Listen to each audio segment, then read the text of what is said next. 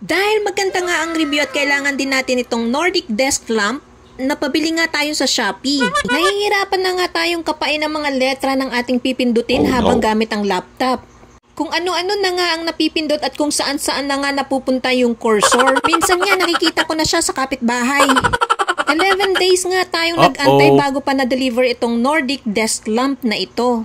Ganon nga katagal ang pag-antay ko dito, guys. Sa sobrang excited ko nga at para may magamit na tayo, binuksan ko na agad. Oh, yeah. Pero sa unang tingin ko pa lang sa box, parang may kakaiba na dito, guys. Parang hindi kasing laki ng box na inaasahan ko. At ito na nga at nabuksan na natin ang box. Hindi ito ang inaasahan ko, guys. Ang inaasahan ko nga ay yung buo na yung Nordic desk lamp. Yung tipong i-plug mo na lang at iilaw na. Kasi ganun ang nakita ko sa ibang review ni seller. Buo na itong pinadala sa customer.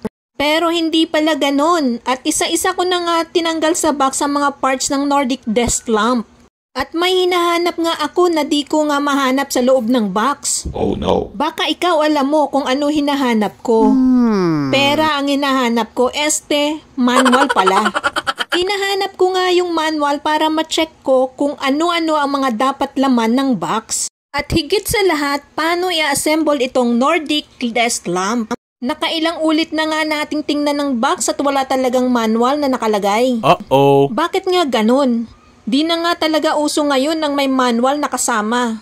Dahil wala ka, manual na kasama, iniisip ko na lang na parang puzzle ito.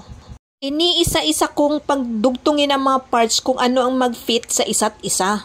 Kapag hindi nag-fit o tama, edi hindi sila para sa isa't isa.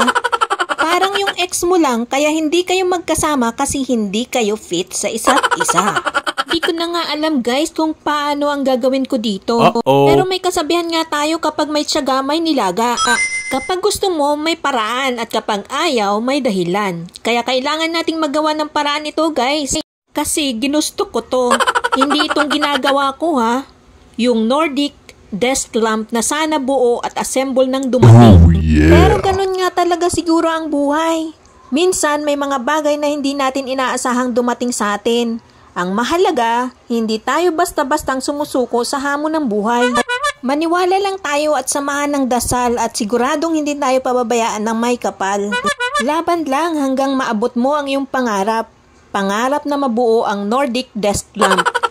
At eto na nga, guys, bigla ko na naisip na tingnan sa internet kung paano nga ang pagbuo nito.